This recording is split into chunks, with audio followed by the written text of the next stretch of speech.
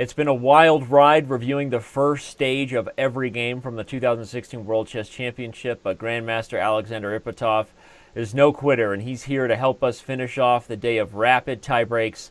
And on that note, Sasha, I'm going to let you take the wheel and start things off by telling us why Carlsen played the move knight to b8 on move 9 in game 1 of the tiebreaks, perhaps, rather than trying to repeat the ideas that we've seen him play both knight a5 in game 2 and the move bishop to e6 as was played in game 11. What is the idea behind knight to b8, and why do you think Carlsen went for it? Well, first of all, Danny, this is a typical Magnus. So Karjakin once again expressed a desire to repeat the games 2 and 11, but Magnus is wise and he tries to avoid the opponent's preparation. So he did not go for knight a5, bishop a6, or for the direct move bishop a6. The idea of knight b8 is to play maybe c5 and gain some space in the center, and maybe then to go back to c6 with a knight. Okay. So again, it's a practical approach by the world champion, not letting Karjakin show what him and his team of seconds have come up with. And after c5 and the knight comes back to c6, just as you described, we get the move c3 and now rook to b8, which is the first official novelty, correct? Yeah, that's right. So the idea of rook b8 is to play a5 and b4 and try to trade some pawns and open the b file on the queen side. Okay. The theory is move bishop e6, but maybe it was analyzed by Karjakin's team. So once again, Magnus tries to avoid theory. Okay. And on that note of expanding on the queen side, it's exactly what we see the world champion do. A5 met by a4, but here comes b4, just as you said.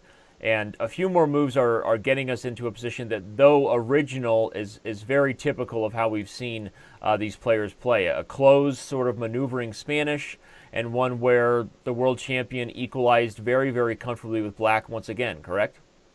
Yeah, I think so. That in this position, black is doing fine because all his pieces are well placed, and also white has to be careful about d6, d5, so that black might play. Okay, and so regardless of what ended up happening in game 1, we all know now that it was eventually a draw.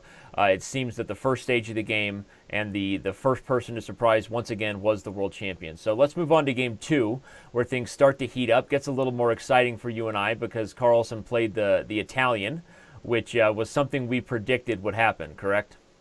Yeah, that's right. We spoke about this just 2 days ago. And the flexibility that white gets in this line is why we predicted Magnus might go for it.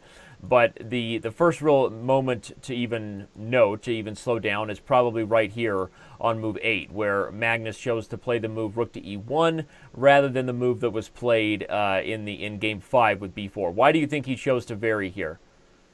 Well, rook e1 is a bit more solid move. He keeps the idea of b4 for the future. So it's just a normal developing move. Maybe he wants to play knight b2, knight f1 first, and then d4 or b4, depending on how black develops. And probably it had a little something to do with the fact that b4 in game 5 did not achieve anything, especially once Karjakin achieved the center fork trick here with knight takes e4, right? Sure. And so we get bishop a7 after rook e1. All roads seem to be pretty normal here. Both sides developing. Now here Carlsen says, I'm not going to let you get that center fork again, right? Fool me once, shame on you. Fool me twice. I don't think so. He plays bishop f1. But really, I think right here is the first moment of note in terms of being a little bit quizzical about why Karjakin plays a5. Is this opening theory? What's the idea in this pawn structure for black to put the pawn on a5? Well, the idea of a5, first of all, is not to let white play a4, a5, and gain space advantage on the queen side. Also, maybe the idea of a5 is not to let white play b2, b4 so easily.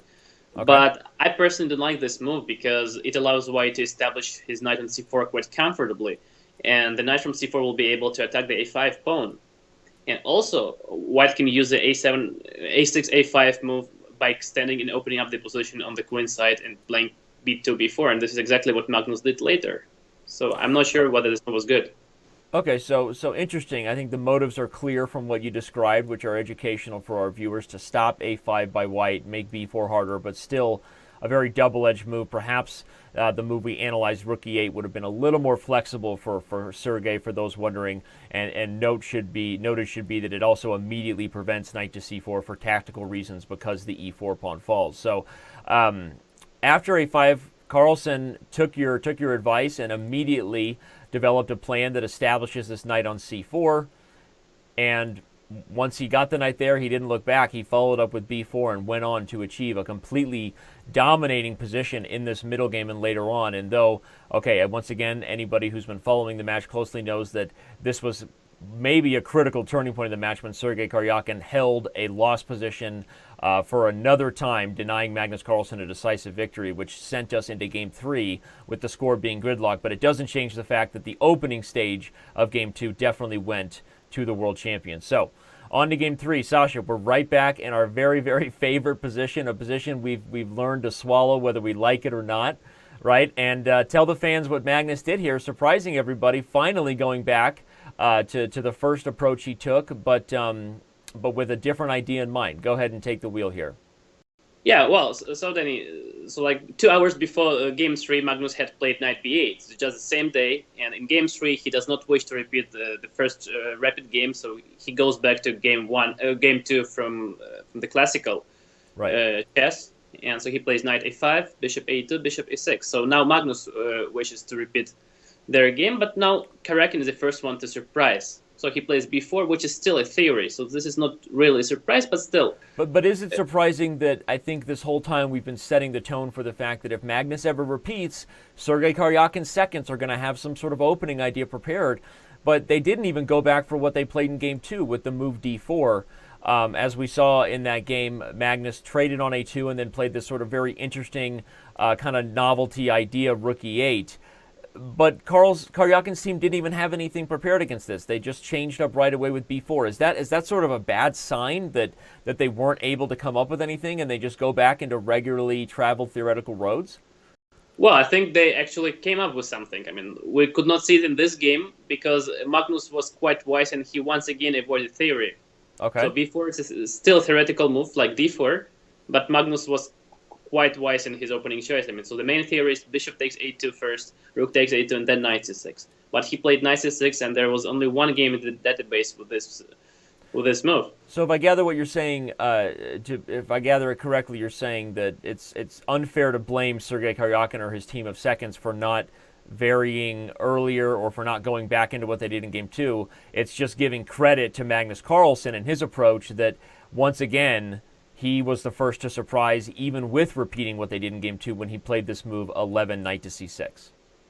Yes, I think we can give credit to both teams, first of all, because I'm sure that Karjakin's team came up with something after move b4, but Magnus was wise to avoid this, so he surprised first. Okay, so after knight to c6, he is surprising first. It's not officially a novelty, one move, but now we get the first official novelty with Magnus going back to an idea that he actually played, I think, in Game 11, even though it's not exactly the same position, meeting White's knight move with another knight move. So now we're in original territory. What's going on here? Explain the position for us.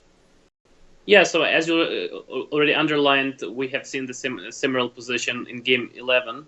The difference is that the white bishop was on b3 and the pawn was on b2. So now the pawn is on b4 and the bishop is on a2. But the idea is the same. Black wants to trade some knights and gain some space back in the center. Okay. And White's options are, well, we'll go with what Sergei Karjakin did. He played knight to g5, but now Magnus shows that either he's just really great at coming up with ideas over the board, or he had his own novelty prepared here, because this forcing series of moves that starts with capturing on d5, knight to d7 to gain a tempo, and then the immediate driving home of this f-pawn, suddenly even the engines, the more time you give them to think, really like Black's chances in this position. So amazing to see the world champion grab the bull by the horns and get such a good position as Black so quickly, yes? Yeah, I mean, that was a great decision, a great preparation by Magnus. I mean, from the first point of view, it looks like a very suspicious idea to give up the e4 square, like White has a bishop pair, the great e4 square for the knight, and so on. But when we start to dig deeper in the position, we see that Black wants to play f4, f3, and weaken the White's camp on the king side. And if White wants to prevent f4, f3 by Black, he'll have to play f2, f3 himself, which would weaken the e3 square. And this is exactly what happened later in the game. So Black managed to establish his knight on e3 square. And again, for those who didn't know, if you're finding for the first time, Magnus Carlsen did go on to win this game with black, showing that he was not frustrated after failing to win in game 2 and really taking the match in complete control. Now he gets the white pieces in game 4, and so for the first time, he may be actually forcing the challenger's hand to do something other than e5, and that's exactly what we saw. Karjakin played the Sicilian here in game 4. Magnus says, okay, I'm not afraid. We'll go in for the open Sicilian. Now Sergey starts to mix things up a little bit, plays this obscure variation with an early e5 that often can run into positional issues if white goes for the bishop to b5 check, trying to eliminate the light square piece, which is supposed to guard this square. But Magnus wasn't even interested in that, Sasha. He played knight to b3 with the immediate intention of getting a Maroczy bind structure, because if there's any position that makes it really easy to at least get a draw, it's a Maroczy bind, right? Well, yes, because white is quite solid, and the only thing that white needs to do is to take care of b5 or d5, and this is exactly what white managed to achieve in this game. So the pawn on c4 prevents both d5 and b5. Mm-hmm. So white's plan is quite easy, just to complete the development, put all the pieces to the center, and just wait. Yeah, so despite not going for the sharper lines with bishop b5, as I mentioned, seems like Magnus made the right practical match choice. We have a Maroczy bind, and really the opening stage is already very clearly comfortable for white, the kind of position that almost plays itself. White establishes the threats of b4, the pieces slowly start to reactivate themselves, and white has a very dominant space advantage here. And so, all things considered, we look back at the rapid tie breaks and we make a decision who won the opening stage. I think the choice is clear, Sasha. Well, you're right. Before the match, everyone had expected that Karjakin would be a favorite in the opening stage.